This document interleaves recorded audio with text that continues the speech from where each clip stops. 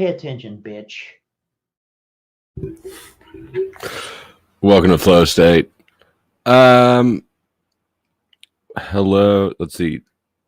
Jack, I look forward to hearing your perspective on this and appreciate your willingness to explore at Flow State.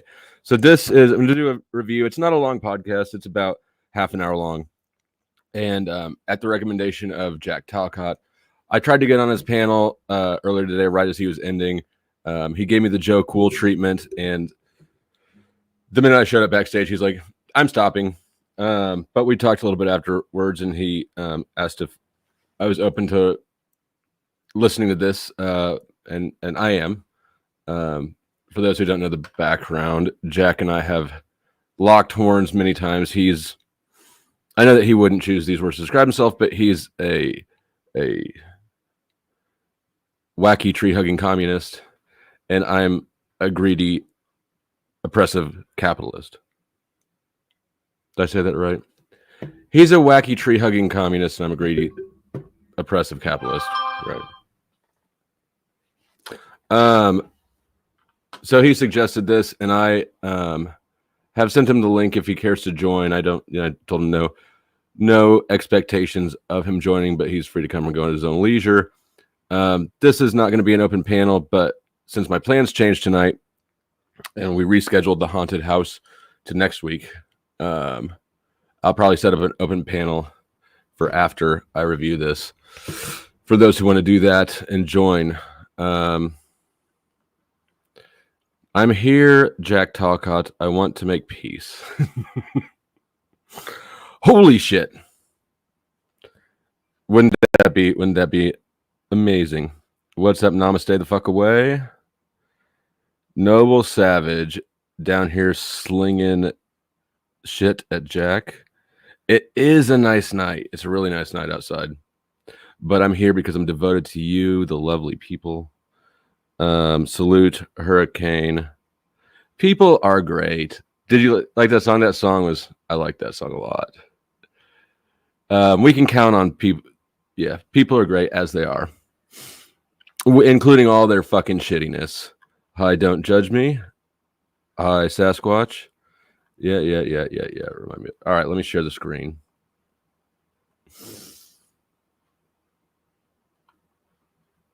There it is.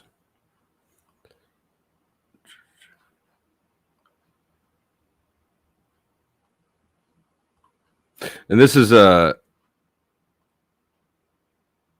so this podcast, I'm not sure if it is Peter Joseph's podcast or if it's featuring Peter Joseph as a guest. That's the dude who made help me out here. What the fuck is that movie? I saw Jack down there. Jack, help me out here. Zeitgeist. Thank you. He made Zeitgeist. Oh, and as a reminder, since I am the greedy, oppressive capitalist, this is my primary source of income, or at least it was last month. It wasn't for the first time, I think, all year. But information's down here. You can type !cash and Nightbot will drop the dono links. All contributions are helpful and, help continue for me to sit here and amuse you guys while you take your shits or do whatever you do in your day-to-day life. We all need something to listen to while we shit. All right, let's get into it.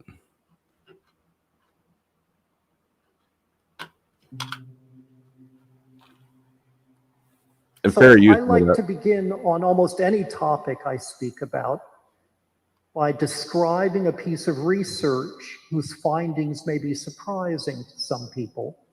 The first study I have in mind was done with 7 to 11-year-olds. It involved collages. Half of them were just told to have fun and do it. The other half were told, this is a contest to see who can do the best collage, and we will have a prize for the best collage doer. All the kids did collages, and they were all collected, mixed up, and distributed to a panel of professional artists to evaluate. The artists didn't know which kids were in which groups. I don't even think they knew anything about the groups or the design of the experiment. The results were quite striking. The kids who were told that this was a contest and the point was to be the creator of the best collage did collages that ended up being rated as far less creative, less spontaneous, less original, less complex, less varied. A few years later, Professor Amabile, who by then had moved on to the Harvard Business School to teach, decided to do a study with business people. She used other kinds of creativity tests that involved figuring out how to solve problems that were not immediately evident. Again, she divided the business people into two groups, those who were simply told to try to figure this out, and others who were told that this was a contest, a competition to see who could be most successful at solving the problem creatively. The results came out exactly the same way. Competition killed creativity.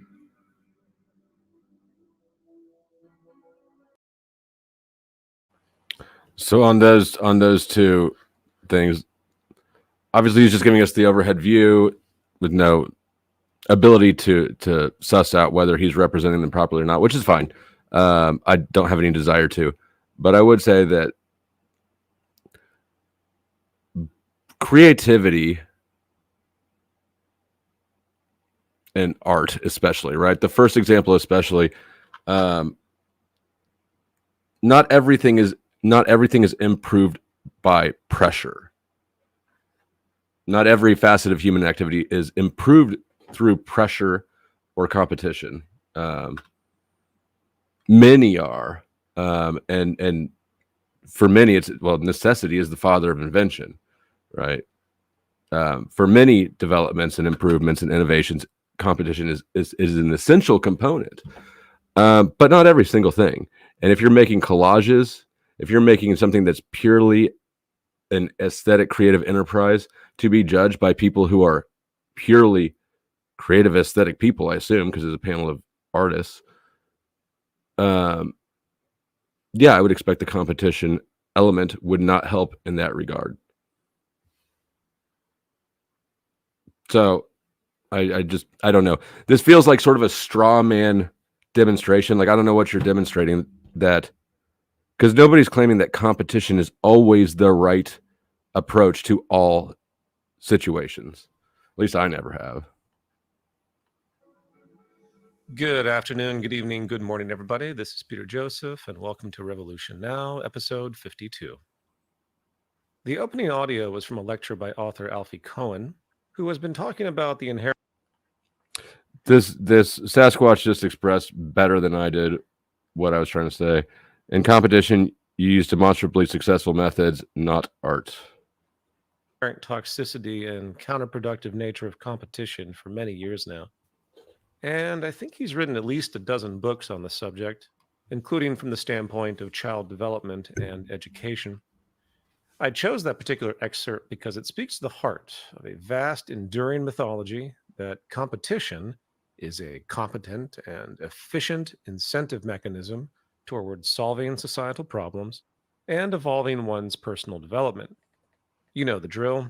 Parents and schools push kids into competitive sports with the assumption of healthy personal development, while theorists of market capitalism drill into us that competition is the root of innovation and progress, when the truth is...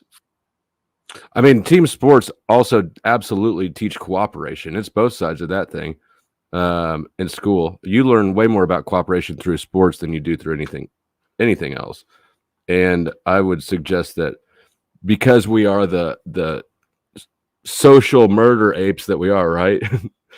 Primates are violent and they're social. And the paradigm in which you have one team against another team is more invigorating for teamwork and cooperation, and mutual support for demonstrating and teaching those dynamics than if you just dropped a bunch of kids together in an art project and said cooperate. Well, to what end? Against what, right? So, like it or not. The reality is that people have an adversarial, humans have an adversarial quality to them. That's there. It's baked into our DNA. That's why, for example, I've said this a bunch of times as a YouTuber, it's fascinating to me to see how much more donations come in, how much more money you, the audience, spends in service of furthering an attack on somebody else, or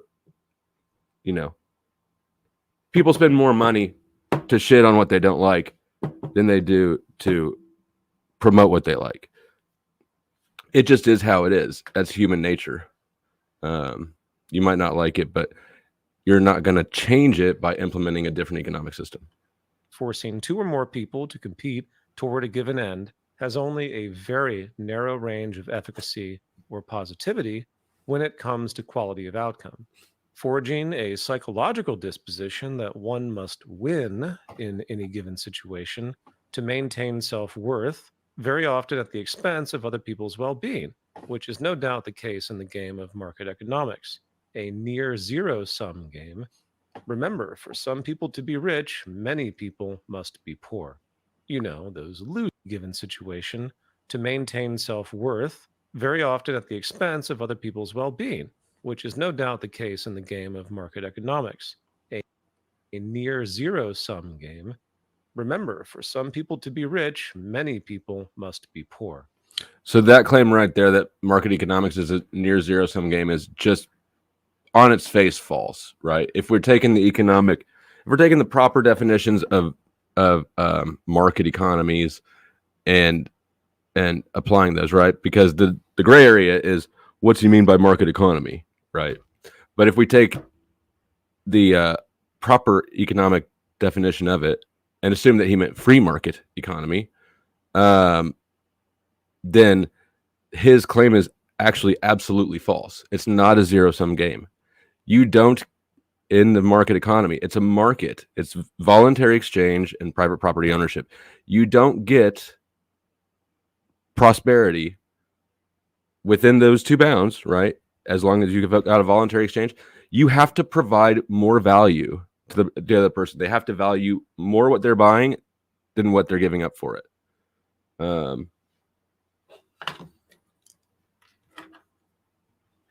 Or this lighter. Well, Katie bought it. Katie valued this lighter more than the dollar. She had to be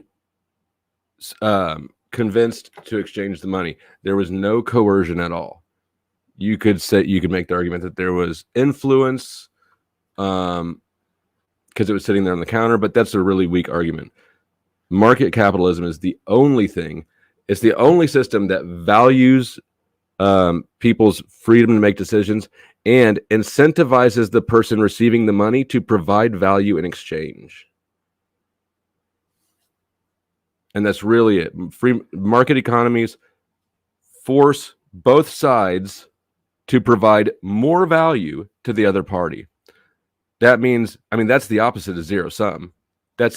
Each transaction creates more prosperity and wealth. What he's repeating is just nonsense and caricature rhetoric. Where to go? Those losers we hear so much about that society accepts as normal in both its derisiveness and as an outcome. A damaging neuroses indeed that, as common as it is out there, is utterly antisocial and effectively sociopathic in nature.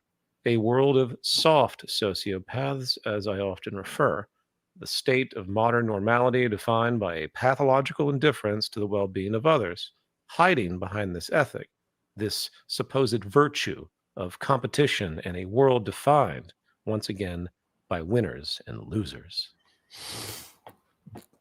This might be a slow thing. I'll try to get through it and quit pausing it so much in a minute. Competition is baked so deep into the world around us at every level and layer of not even just life, but even like physics, right?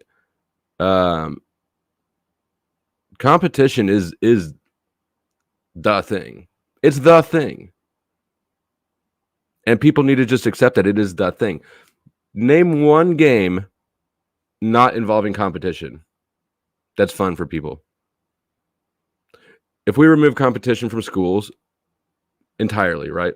What the fuck would kids do during recess? What the fuck would we do for recreation? Not sports.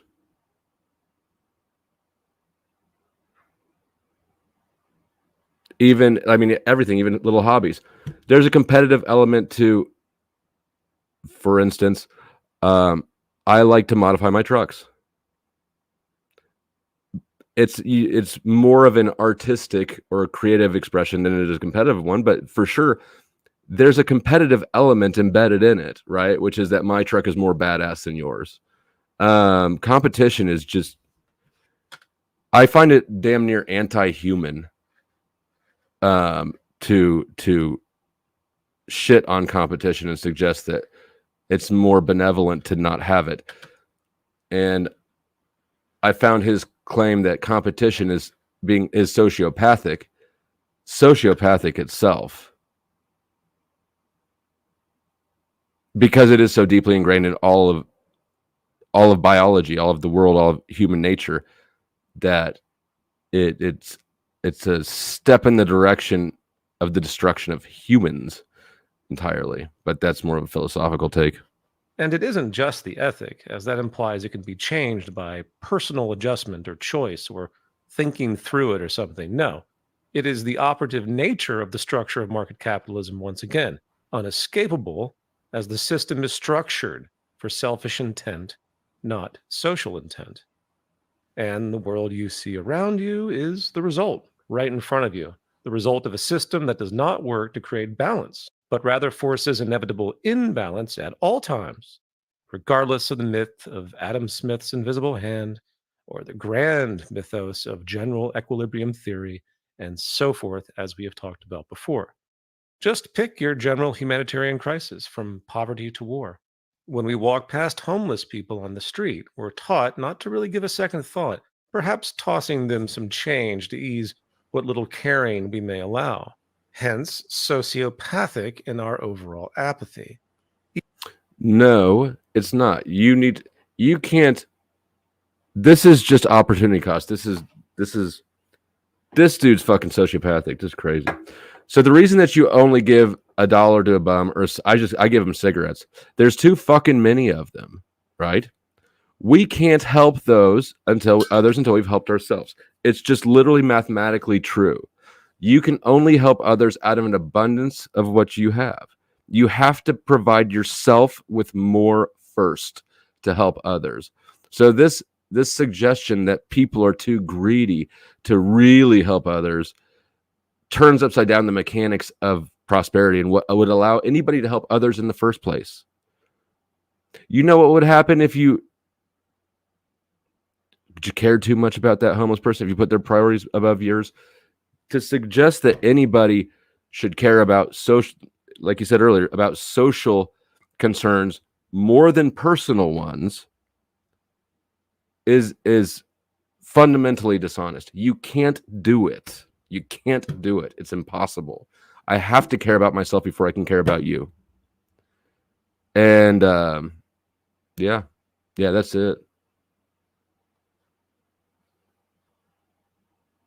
Even though most would never admit to that, of course. And obviously, I'm generalizing culture here. I'm not saying you, the listener, feels this way exactly. But when we turn on the news today and see, say, and just quick back to the you have to help yourself before you can help others. Where is this better illustrated than Jack Talcott himself? Jack, I don't mean to throw shit, but like, you spend a lot of time trying to find people who will help you help people, and you're having trouble. That's why you can only help out of an abundance. Helping others is a luxury. Your only responsibility is to yourself until you can, until you're satisfied, and then you can take care of others. This is just crazy. This whole mindset, the whole worldview and paradigm is so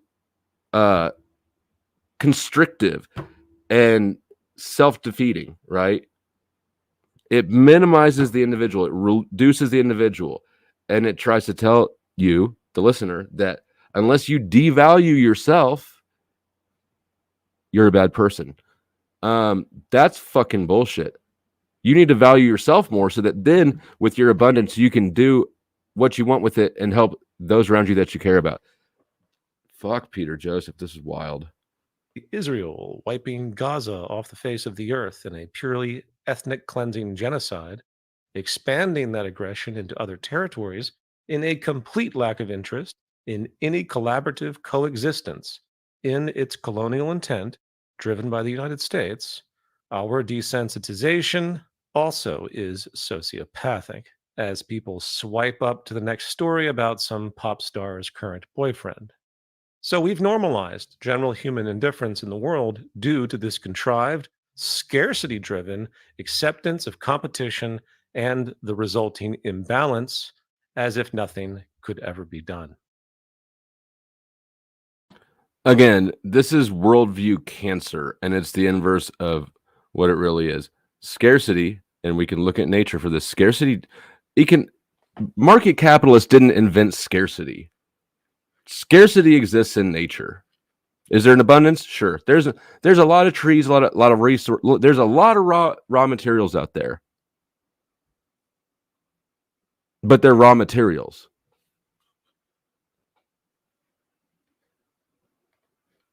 The scarcity is the time, attention, skill, all the things that go into turning a fucking tree into a house. All those things are in scarce supply. We only have a certain amount of time on Earth. It's not unlimited. Even down to our actual fucking existence, time, there's scarcity. It's psychopathic to suggest otherwise. Peter. Wrong tab. It's like that old Jiddu Krishnamurti speech where he talks about how people don't really love their children like they claim they do, because if they actually did, they would stop all war. Anyway, back to the opening audio, I would pair the example Alfie Cohen uses in regard to competition hurting creativity and problem solving with another researcher that I'm sure I've mentioned in passing before. It's probably mentioned in my book as well, Daniel Pink, who's coalesced a lot of great research in a book called Drive, The Surprising Truth About What Motivates Us, as they intersect two complementary things, competition and monetary reward.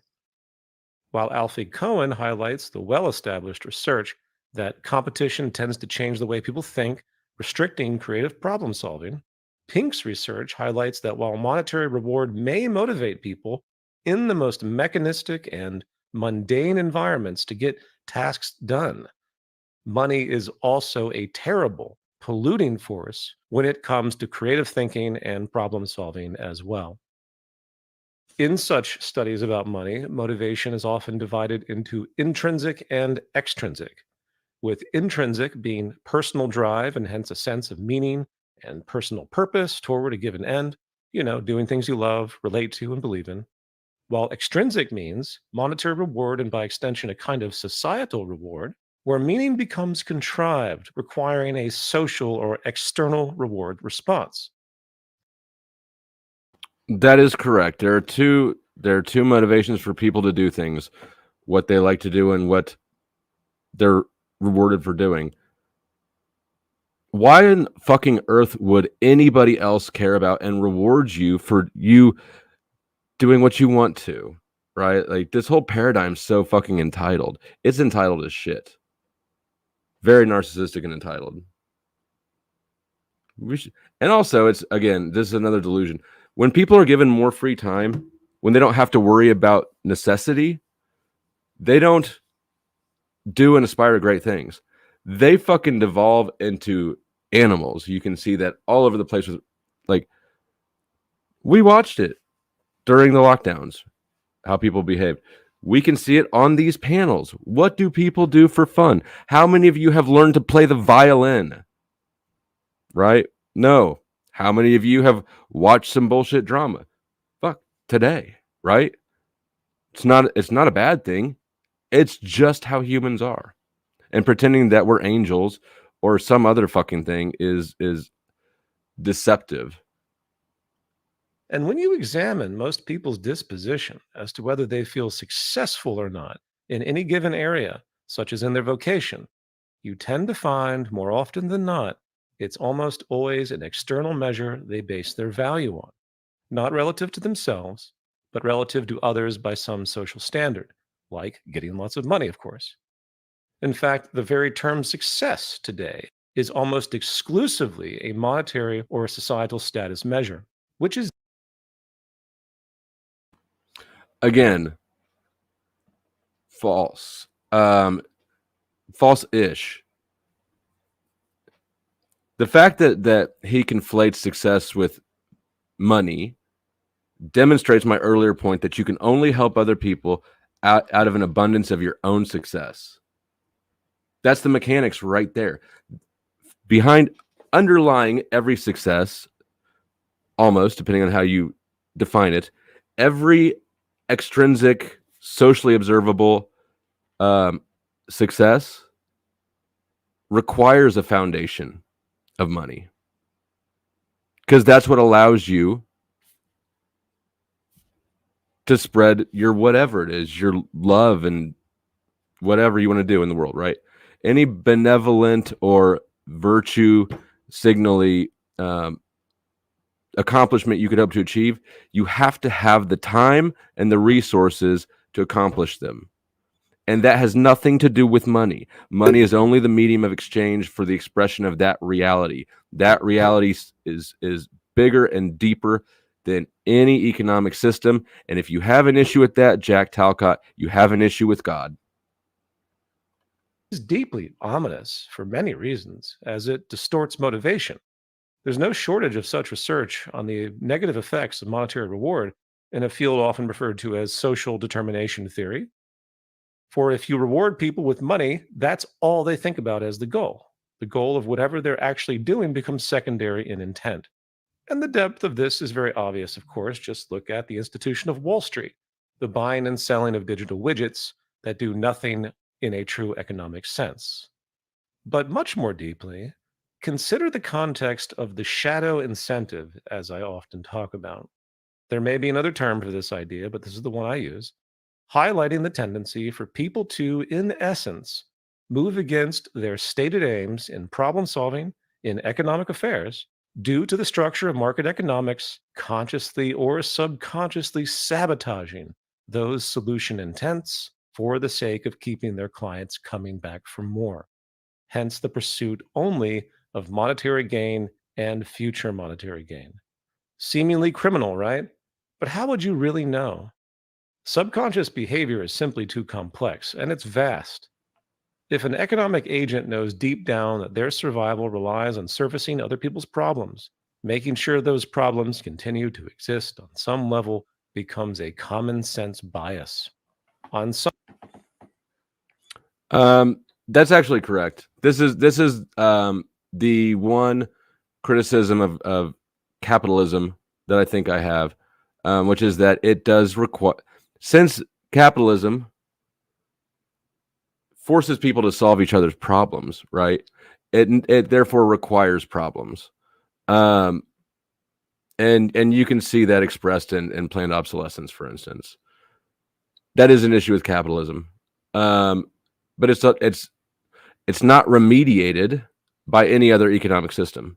This is just the nature of exchange of value. Any exchange of value, any sort of economic cooperation with somebody else is going to require value to be exchanged and moved around. Utility is the technical phrase for it. And in order for my contribution, in order for my thing to have utility to somebody else, there has to be a need there. And that's again so fundamental to the world that if you have an issue with that, you have an issue with God. But taking away capitalism and moving to communism, for instance, any other economic system doesn't remove this issue. It actually exacerbates it, which is what we can see with, say, a police department, right? Policing is an entirely centralized government. It's a socialist service basically provided to us. We have to pay for it. We only have one provider of it, and we have to use them. And when there is not enough crime in a community, police departments are incentivized to drum up crime and create criminals out of non-criminals. I've seen it happen personally. You can see it happen all over in police corruption things, but nothing about the issue that he just described of problems being needed, nothing there is unique to market economics. It's universal, including with market economics. Some level, people realize that the more problems, the better from the business service product standpoint. That is the heart, of course, of, say, the military-industrial complex, as General Smedley Butler talked about at length in his book, War is a Racket. As long as war is profitable, and that profitable elite can influence power, which they ultimately do, wars will be invited and perpetuated. But they're manifested through governments, right? Which I assume is going to be his obvious suggestion as an alternative to markets and freedom is cooperation, which really means the government. So again, nonsense. But back on a more everyday level, how would you know if the people you're dealing with for whatever goal economically are actually optimized in their efficiency to help you? You wouldn't. The state of normality would just be the state of normality altering expectations. The missing efficiency remains hidden, as it would be, because efficiency, conservation, and sustainability is the enemy of the current economic paradigm. We can talk about planned obsolescence, as it would be, because efficiency, conservation, and sustainability is the enemy of the current economic paradigm. Efficiency, conservation, and sustainability is the so within any paradigm. Again, this is another sort of universal truth of reality that's manifested everywhere, including within economic systems. Is the idea that like they're not the polar opposite, but I understand what he's trying to say. The reality is that whether I be me or a company, whatever, I am benefited by having efficiency personally, but I benefit more relatively if I'm efficient and you're inefficient. And again, this has nothing to do with market economics. This is a truth of reality. Any form of power or whatever, so dominance, anything throughout all of creation, if you will, there is this paradigm, which is me or my group, internal efficiency, and then everyone else being efficient. You can't let other people have enough power to or prosperity to overthrow you. And that's really more a reality in like feudal systems really than in market economies.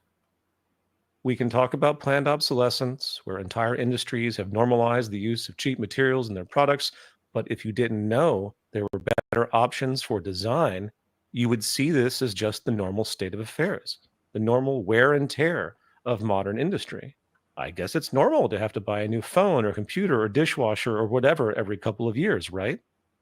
In fact, I'll go even further. Let's think about cross-sector shadow incentive, where entire industries exist on a certain level to assist another industry in favor of the entire national or global income growth machine, which is the macro level of the process, right? This is all about growth, economic growth, from the company to the nation to the world. An easy example of this is the general state of processed food and nutrition, the fast food we see not only in places like McDonald's, but also in the majority of the aisles in standard grocery stores because it's so normalized. There is no doubt a clear and obvious connection between cancer, heart disease, and diabetes, etc., with the introduction of processed foods in national diets. those chemicals and additives and preservatives that are now normal to what we eat that simply didn't exist in the human diet up until the early 20th century. Now, That's not Walmart's or McDonald's responsibility to make us eat healthy food because they're our mommy and daddy. We're responsible for ourselves. We're adults, and we obviously have incentivized Walmart to feed us shit, McDonald's to feed us shit. That's what we want. That's what we want. We demonstrate that every fucking day collectively by buying shit off the dollar menu instead of buying organic food and making it ourselves. Every day. All that these corporations are doing is responding to our demands as a collective consumer base. If you want healthy food, it's available. You just have to choose to buy it. We don't. And then when we buy McDonald's, we cry because it's making us sick. Motherfucker, you made you sick. You made you sick, motherfucker.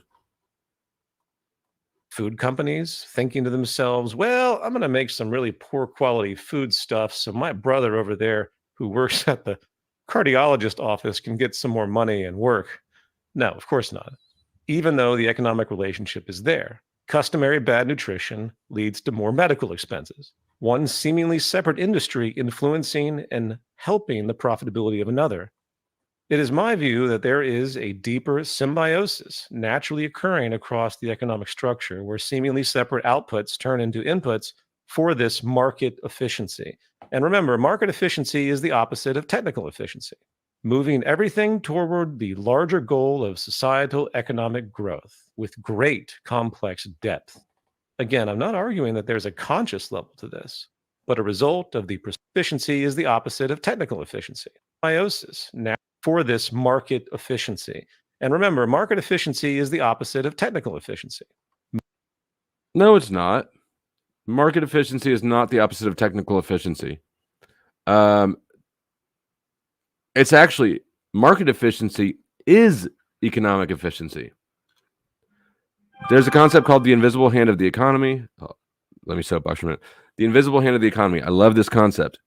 It is a theory, but it holds pretty strong. I am an individual in the system of, call it society, whatever. I am best positioned to know what I need, right? Just like you and you and you all are in the best position to know what you need in your life. If we all take care of the problem that we have the best perspective on, which is our own needs, that is the most efficiency. There's way more efficiency in the whole system if each one of us takes care of ourselves and then the ones closest to us, than if everybody's trying to be a fucking Talcott and help people they've never fucking met, don't know shit about.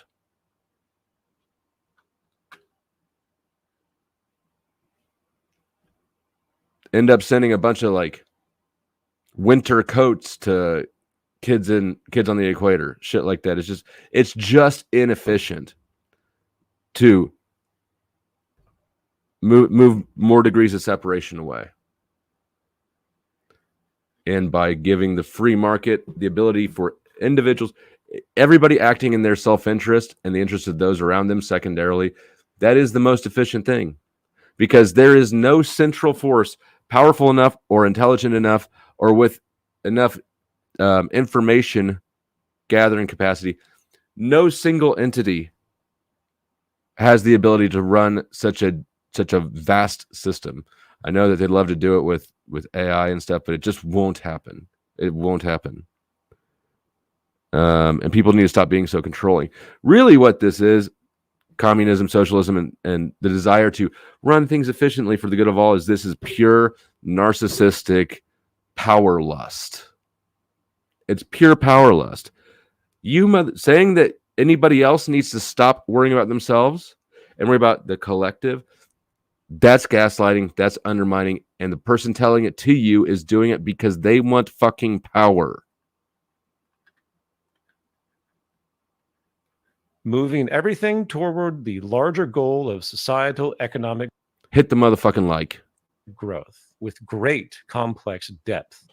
Again, I'm not arguing that there's a conscious level to this, but a result of the procedural nature of the shared incentives that define the total system to move everything toward the same goal, unifying the outcome, even though it's not technically planned. It's like a recursive, emergent synergy, if you will. And of course, since we're on this point, I know what the traditional libertarian minded economist would say. Oh, if people feel like they're not being properly served economically, they will simply not support that company, and hence this intelligence for choice self regulates demand toward more improved service or product quality. That is the most standard response to any perception of a company or industry doing something badly.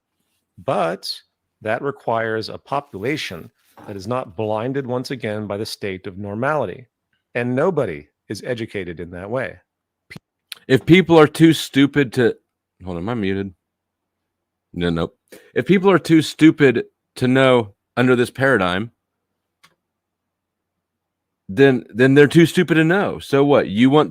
This is another power play, right? It's normalized to eat unhealthy. People don't know. So we need to take control over it. It's a fucking power play, Peter Joseph. Get back in your fucking lane. People born into this society have no idea what true technical efficiency means. Nobody's telling them. The inefficiency of their existence through the commercial reality Gaslight. is just as blinded as the inefficiency of society itself. As you step over homeless people in the street, thinking this is just a mutable normality, and 20 seconds later, you're thinking about something different than the problem of global poverty. This dude is gaslighting and shaming his audience. If you don't recognize the signs of narcissistic abuse, you should. This dude ain't helping shit. He's not helping anybody. He's not interested in it. He's condemning his audience. He's shaming them. And yeah, this is a power play. No different than people eating sickness-producing processed foods, thinking this is just normal. And normality does some interesting things too, sociologically. In fact, on that particular point, people that go out of their way to try to be healthy are often looked at as weirdos. Have you noticed this? As if it's abnormal to try and actually better your nutrition as opposed to just microwaving something. You're a health nut or something to that term, some other derisive term. In the same these people they scoff at health. No, we scoff at virtue signaling motherfuckers like this. We scoff at you and your bullshit and your virtue signaling and your gaslighting. We scoff at vegans because they act like they're healthy and like you're unhealthy while they look like they're fucking dead. Walking around with sunken eyes, pale skin, skinny, sick, no energy, lethargic, telling us they're healthier than us. Get the fuck out of here. That's what we scoff at. That's not health. That's delusion. That's insanity. Just like everything here. Same way, like a kid goes to school and really wants to learn and succeed, and someone looks at them and decides they are a nerd or a geek, another derisive term in this sort of patheticness that we see where people acquiesce to this sort of unhealthy mediocrity, right? Because unhealthy mediocrity is normal. And modern society holds people in contempt that actually want to do the improved thing. It's very interesting. But anyway, back to this shadow incentive issue. Even more, the very structure of the so-called health and medical industry is formed in a distorted way. Yes. The true focus of any doctor, or more broadly, the overall health administration approach, should be preventative, needless to say, holistic, and so forth. And people understand that, but they don't realize that things are not structured that way. The medical practitioner is separated in our society to only deal with problems when they emerge, to profit off the problems when they emerge as well. You know, in ancient Chinese folklore, there are stories of doctors who maintained the health of a family and were paid to do so. And if somebody got sick, that was considered a failure, and the doctor would treat the illness without any further payment, only to resume payment once everyone was deemed healthy again. That actually sounds like a fantastic free market paradigm. Unfortunately, that would be illegal here. Our centralization of industry oversight with the medical field has outlawed many, like all the competitive practices that you would hope to have in any market, right? Where the people who are good performers are rewarded for their good performance, and poor performers are not incentivized to continue on in that direction. We've completely removed that, and it's because of centralized oversight and all the shit that this dude's going to propose. Complete reverse of what we have now. And again, that's pure folklore. I've never seen any true documentation of that, nor would I expect it, but you can see how someone would conjure up that philosophical myth because it's such an obvious concept. It's such an obvious ethical perspective. In fact, one of my favorite moments in my prior film, Into Reflections, is the scene where it talks about positive social measures would always be the reduction of so-called economic opportunities that people gain income from, degrowth. The news reports would come on and not celebrate a company, industry, sector, or nation, or even the globe undergoing economic growth, because the more that growth is occurring, the more inefficient things are actually becoming technically. It has to be that way.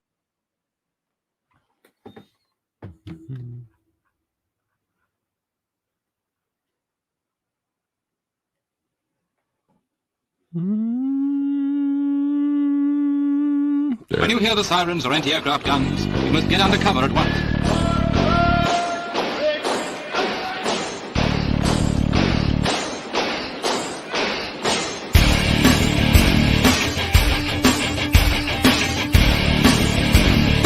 If you're in the open with no cover, lie down.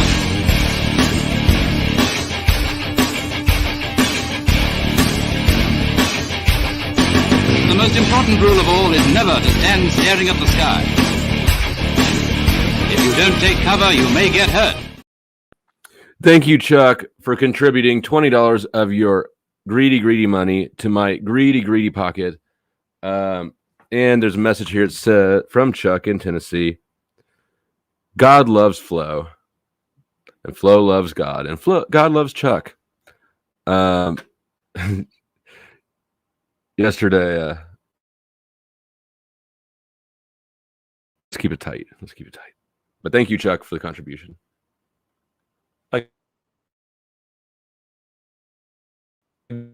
Highlighting efficient society is today due to the structure of market economics. And one more of these, this orientation also applies to the hedonic adaptation and neurotic false scarcity. People are trained to feel through advertising, marketing, and this neurotic drive towards social inclusion, being trained to be perpetually dissatisfied with what they have or can do, which really is a form of mental illness, forging a kind of emotional or satisfaction scarcity, if you will, right? That sickness, which is deeper than just materialism, is just as prevalent as people go into tremendous debt for luxuries or experiences they don't actually need, but they think they do because of perceptions that become internalized. And once such lifestyle or property features are introduced, it becomes that much harder for people to acclimate out and return to a more healthy, minimalistic state. Cycling, cultural sickness. A truly healthy mind does not require luxury by definition, which is really a toxic concept. And that is also a powerful part of the same general shadow incentive sickness applied to personal and social psychology. Nothing better than producing a legion of consumers with tremendous emotional dissatisfaction that are forging endless needs, turning all these wants they see into their needs, fueling the drive of the system even around culture, which is ubiquitous. Now, excuse me if I sound a little hoarse today or a little nasally. I do have a cold I'm trying to get over. A little weak and whiny. Those tangents aside, let's return to the subject of money and competition once again, briefly. There's another author I've referenced in the past, a guy named Michael Sandler, who wrote a book called What Money Can't Buy, The Moral Limits of Markets. Not a very groundbreaking text, But the sentiment is very wise. He poses a different basic moral concern. Do we really want to live in a world where everything is organized around the incentives of money? As time has increased in our slow grind within this late stage capitalist period, like many call it, because we are inching toward the complete breakdown point where we've completely ruined the ecosystem and culture itself, spiraling into destabilization, late stage capitalism, this market logic, we could call it, or marketization, has increasingly been applied to just about everything in our society, turning everything that exists and everything we do to a commodity, from children being paid to read books for their school to pay to play dynamics where, believe it or not, one can shoot and kill an endangered species if they pay enough money, with the logic being that they're going to use that money to further help save that species, which I always thought was just fantastic. Actually, it's culling the herd. And yes, yeah. There's a lot of, absolutely. If you have herd management, take elephants in Africa. I actually know somebody who went elephant hunting in Africa.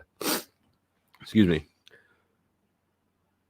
When there's an elephant that's sick or dying or is basically burdening the herd, you can have rich millionaires who want to hunt elephants pay an exorbitant amount of money to come hunt an elephant that's on its way out anyways. That elephant only. They use the money to support the management of the herd. Also, they eat that meat. I know, if you just say the sentence, if you present it as they're killing animals to increase animals, right? Like that doesn't make sense. But if you understand how it works, it does work. And presenting it in an overly simplified fashion is a lie. You're a liar, Peter Joseph. Where did Jack go? In fact, it would all make a great dystopian novel taken to extremes. I mean, we already know that money controls politics, and that's the Where'd you go, Jack? This is the last comment that you made, and I've started to address it. Like one last insult, and then you dipped. fundamental problem. And of course, people look at the state and they say, oh, the state, it sucks. Government sucks. It's so corrupt. But they don't realize it sucks because of capitalism, as opposed to this false duality that's been created where the state is the boogeyman. But no, the state is coercive. That's why state sucks. They tell you what you're giving your resources to at the threat of violence, and then what you get in return. It's actually pure communism is actually pure slavery. So yeah, the state sucks. Of course we like Coca-Cola better than the state. Coca-Cola gives us something if we choose to buy it. And the state takes something whether or not we want it. imagine a dystopian novel generally where every action one engages throughout the day is organized around some kind of cost-benefit analysis. From getting paid to get up on time in the morning, to getting paid to hanging out with your kids or to have sex with your partner or something. I remember actually years ago talking to my prestigious percussion teacher who was extremely successful in a true craft sense, also a permanent fixture in the New York Philharmonic, Juilliard, and so on, and a great teacher and friend. And I explained to him in my early 20s that I really had no interest in associating my work in music with money or business, and I thought it deeply cheapened it. And it was quite a contentious conversation, bringing into question what exactly he was teaching me for. What is the goal of learning a craft? To develop it on its own merit or to get work out of it because it changes things? And aside from the ridiculous debt, it's one of the reasons I dropped out of going to a musical conservatory where these classical musicians are being trained to practice orchestral excerpts all day long because ultimately they're just trying to get a job in some kind of orchestra and so forth. And for any of the artists out there that contend with this, believe me, I get the cognitive dissonance. It's hard, which is why to this day I keep my own musical work as a hobby or being an amateur, as they say, which interestingly enough, I was reminded recently that the etymology of the word amateur comes from the French root meaning one who loves. While an amateur is considered someone who is not really proficient in modern usage of the word, it actually simply means one who cultivates and participates in something, but does not pursue it professionally and hence seeking monetary gain. So the amateur is actually sincere, and the professional does it to get paid. And only the entitled, selfish little bitch baby would think that your sincere enjoyment of what you're doing is of any value to me. This is narcissism appealing to narcissism. Why the fuck would I care if you enjoy something? I don't. Peter? And only children would expect that of others. Which, by the way, this is not a reciprocal mindset, right? Why don't you want me to enjoy myself? Well, why don't you want that person to enjoy themselves, right? Why are your actions not going to help them enjoy themselves if they're supposed to value you so much? See, and honestly, at some point with shit like this, economics stops being the proper lens to look at this through, and psychology becomes the right one. Because this is gaslighting and narcissistic abuse on a worldview level.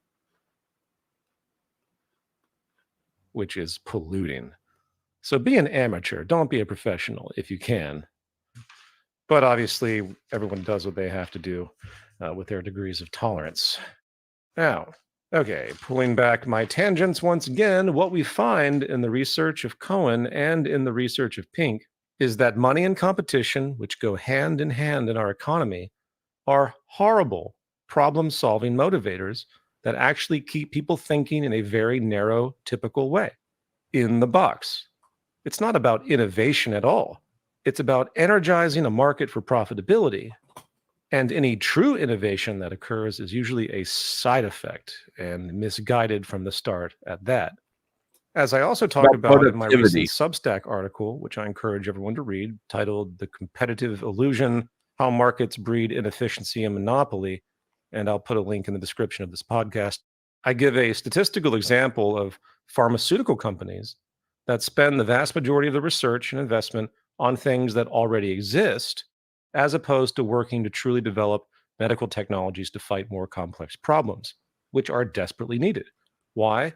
Because they know they can reliably make money off of duplicate technology, as opposed to the long, arduous, and tenuous process of deep experimental research into more foreign yet important disease areas, which might not have a monetary return. We all know the analogy of the Manhattan Project.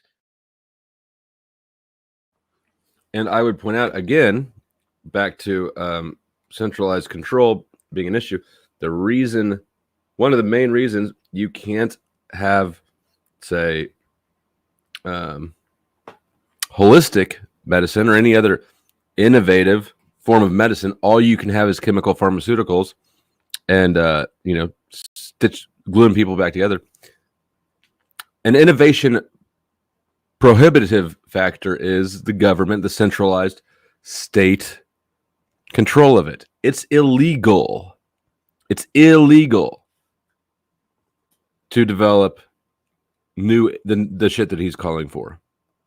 Being used as the framework to really push forward a goal. It's not unexpected, but still interesting to see how we don't really see that kind of thing, except in the arena of warfare. Maybe in extreme disease conditions, but really, even then, not as much. Warfare appears to be the only thing in society that people refuse to acknowledge financial limitations for, right? Everything else is restrained by the so-called budget, which we all know in the world of fiat currency, actually currency in general, in fact, as the nuances really don't matter. It's all a complete illusion. That's what you gain from MMT theory, which is not an application, it's an accurate observation. So under fiat systems, money is, it's not an illusion. Money is not the where's my wallet? Katie took it. The dollar bill is not the value. The dollar bill is a representation of value. And so if you have more in existence, you deflate the value of each one. That means people who have dollars lose value as more are created. This is such a simple, obvious economic truth that I don't believe Peter Joseph doesn't understand it. I think this dude is lying and gaslighting intentionally. You can't print more value into existence. All you can do is print value out of the pockets of the existing dollar holders and into the hands of the printer. Anyway, from the abolition of global poverty to replacing the entire hydrocarbon economy with renewable energy, if there was truly this kind of focused, dedicated energy, unified toward such an end to get the job done, without the competitive, distracting, market-focused influence of capitalism and the illusion of budgets, I have no doubt these things could be achieved for the betterment of humanity. If only you includes stopped true caring about cures for yourself. cancers, heart disease, and everything else. But we don't see that because everything is diffused with this sick survival mechanism that ultimately revolves around the word scarcity.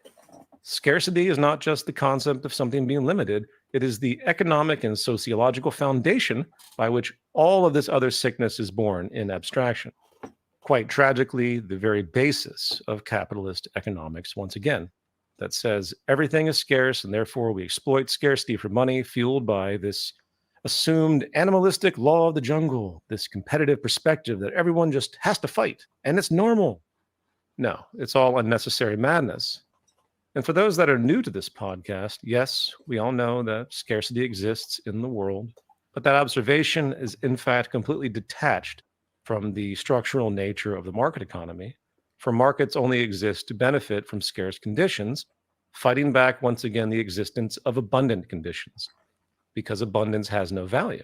Abundance doesn't create jobs or profit and so forth, and there exists no endogenous system mechanism in market economics to embrace the distribution of abundance. Zero. Because the abundance is distributed by those who have the abundance, right? You make your own decision for yourself. That's called freedom. The opposite of which is slavery. Yes, there is not a system by which you get to make the abundance, but don't get to decide what to do with it. You make it, you decide what to do with it. This isn't even an economic point, really. It's properly a moral one, or a philosophical one, or maybe even a religious one. Yeah. Damn, I had another point and I forgot it. Oh, this is it. Scarcity. Scarcity exists, and where it really exists, the primary thing that is scarce is time and attention. Your life has scarcity.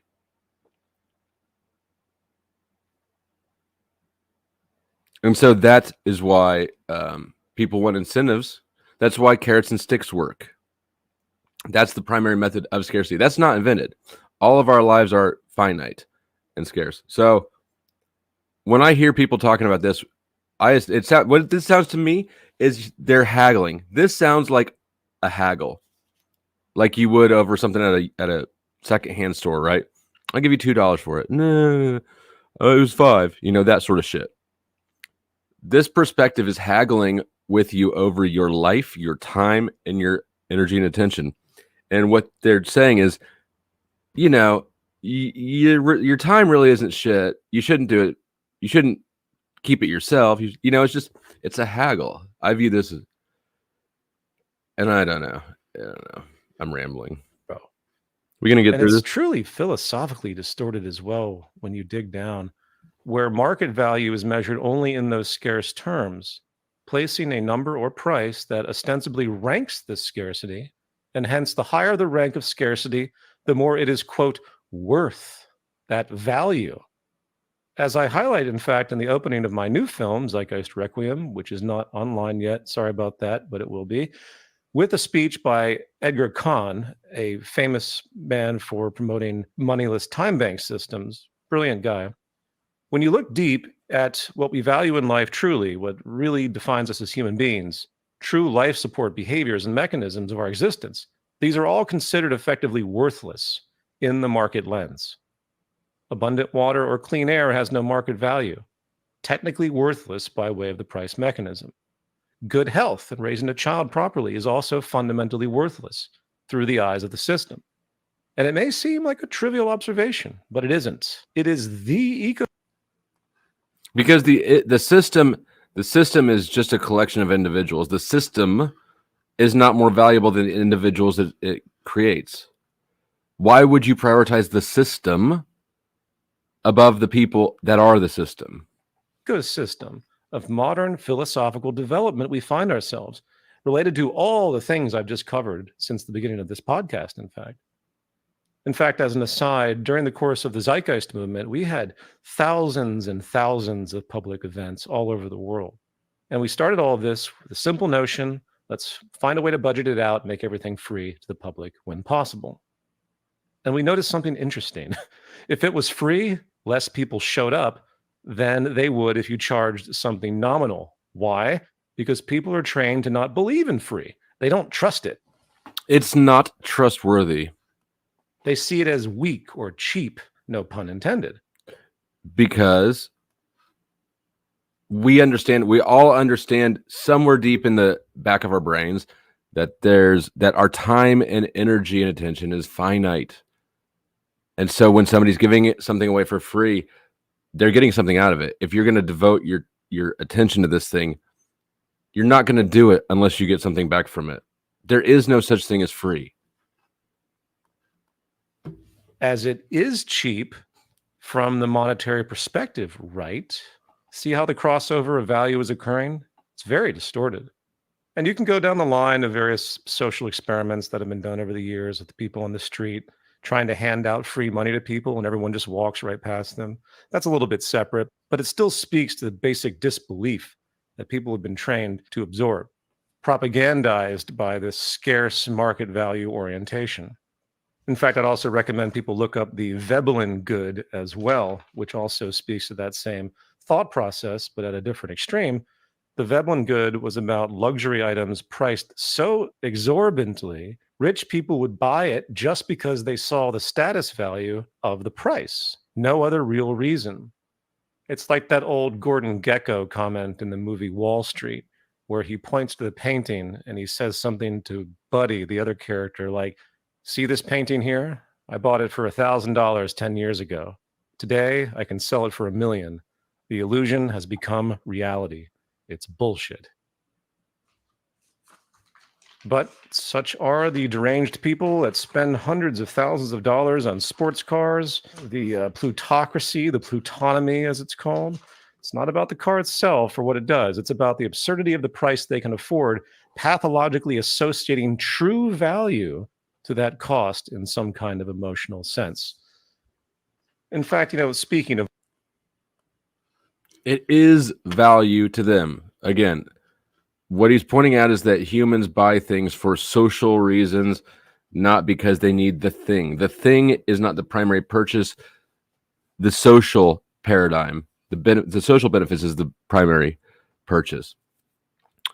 Again, this criticism is damn near anti-human.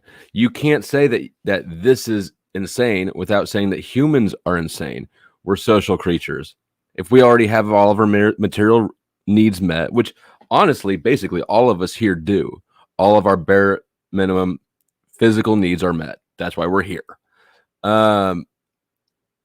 Then you start moving up the Maslow's hierarchy of needs to social positioning, right? That's just the next logical step of things that you would buy, things that you need. And to suggest that there's something wrong with that is to be deeply anti-human or to be gaslighting your audience. Of art, I guarantee you could take two pieces of unaccredited, modern-looking art, one painted by a 5-year-old and the other by an acclaimed artist, and hang them in an art gallery, put a price tag for the 5-year-olds at $1 million and the price tag at the other one for $1,000, and all the bourgeois high society weirdos will fawn over that $1 million piece of the 4-year-old child's art, as it's not the art that matters, it's the price that matters. That is the programming. Okay, and one more thing, going back to this issue of money and competition as deeply inhibiting to social and personal development, particularly in the realm of creative problem solving. Is this not what we desperately need? We have a serious crisis of creativity in the world. And from a structuralist or a sociological perspective, We seriously need to generate a better precondition to inspire far deeper thinking and creative problem solving if we expect to resolve any of the major issues on the table today, which are legion. Yes, structural change has to happen. Which are legion. Interesting choice of words there. You demon. But even within this system, there are certain improvements that could happen to buy us some time.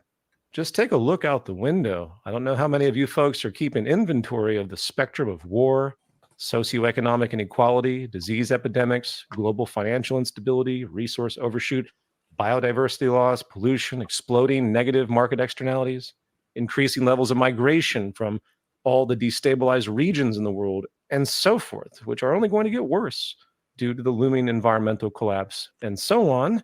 But the picture Fear mongering, doom fapping, gaslighting, trying to push his audience into a negative, fearful, restrictive headspace. Again, I'm going to say it that some of these, at some point, this stuff is better understood through the dynamics of psychology, primarily narcissistic abuse, than it is through economics. Economies is just it's the cracker that carries the cheese of control to you, right? Like, it's the chip in the salsa. The economics don't matter. What really is being pushed here is psychological suppression of an audience. And I'm trying to empower you motherfuckers. Go forth and be prosperous. And tell dudes like Peter Joseph to suck your dick. picture painted of the near future is not positive, to say the least. And one has to be completely delusional to argue otherwise. Those gainsayers, that hide behind one little statistic, like Steven Pinker, who says, oh, we're living in one of the most peaceful times in human history by standards of social violence. Sorry, that metric doesn't fly. It doesn't mean anything when you look at the landscape of problems that are going to emerge, social instability, which we can see right in front of us on multiple levels of trajectory. Just because things are peaceful at the moment by some abstract comparison is absolutely meaningless. This dude's Not to toxic mention as fuck. debatable in and of itself. So once again, we need a revolution of creativity. And hopefully some of that can emerge in the terrible sickness of our system. But our system restricts creativity with general political debate based entirely on group blame. The conservative factions focus on the external. The so-called progressive factions just blame the conservative factions. Again, it's all really just a form of group blame with nobody challenging the structure of our society, at least not to the degree that's required. Realizing that is the true problem. Except, of course, for the tiny handful of people that listen to this podcast and other ignored contemporaries. I mean, I say this with actually great affection and amusement. Just look at how many subscribers are to this YouTube channel. I know there's thousands more that listen through other channels, but 12,000 subscribers on this channel over 3 to 4 years. That's pathetic. That is super pathetic. But, that's the way it is. That's where we are. You suck, dog. There is no revolutionary thought happening whatsoever on the level that's required, at least in terms of what people are choosing to pay attention to. Now, this has been a rant-filled episode, which was not my actual intent. I have an entire section here on how to think about moving from competition to collaboration in a self-regulatory structure. And since we're already about 33 minutes in here, I'm going to wait. This is going to be part 33, 1, if you will, and then we'll resume part 2, where I want to talk about all of these features going back to F.A. Hayek and this collective intelligence that emerges through the competitive ethic of this self-regulatory phenomenon of workers versus employers and choice and rational choice and all this stuff that is actually very fascinating to read about, with Hayek being a prime example in terms of his thought process, because he was actually very aware of cybernetics, as I talked about before, and he superimposed systems theory retroactively on his belief structure, trying to validate it. But regardless of that, in the next podcast, the thought exercise ultimately will be, well, if competition is supposed to be this magical mechanism of collective intelligence, which clearly it's not, and there are all these defining, well-researched, or I should say, well-thought-about principles in regard to what it's supposed to do to achieve balance, as I talk about in my article about monopolies, well, let's reframe that and think about what it would mean to swap out competition with collaboration. So that's what's going to be on the next podcast. Part 2, once again. Thank you all very much. This program is brought to you by my Patreon. I really...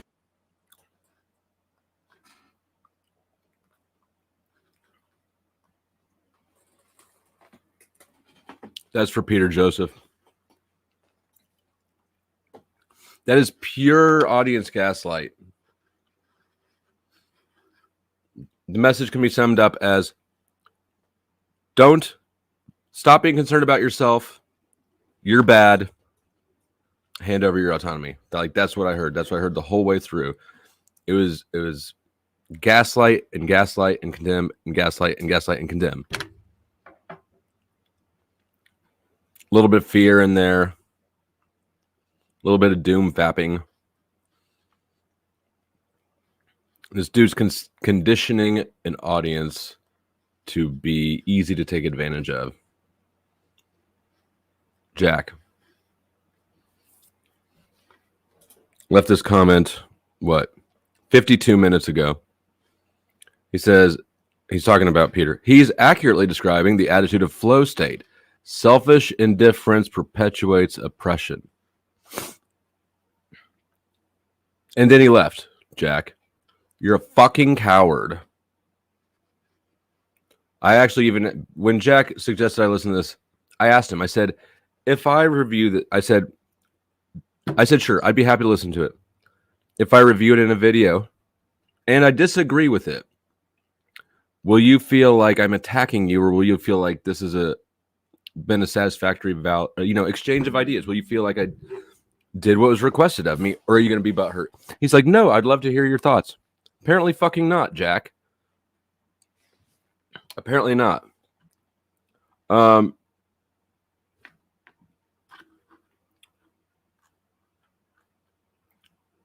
Pay attention, bitch.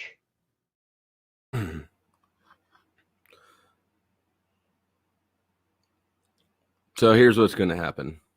Do you guys want to do a panel?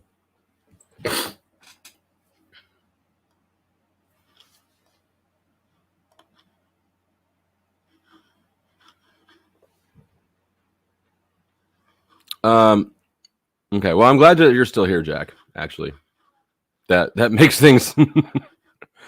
So I'm glad you made it this far. I'm going to. Actually, I'll probably start a new stream. You guys are going to get automatically shuttled into the new stream. It'll be open panel. Let's go.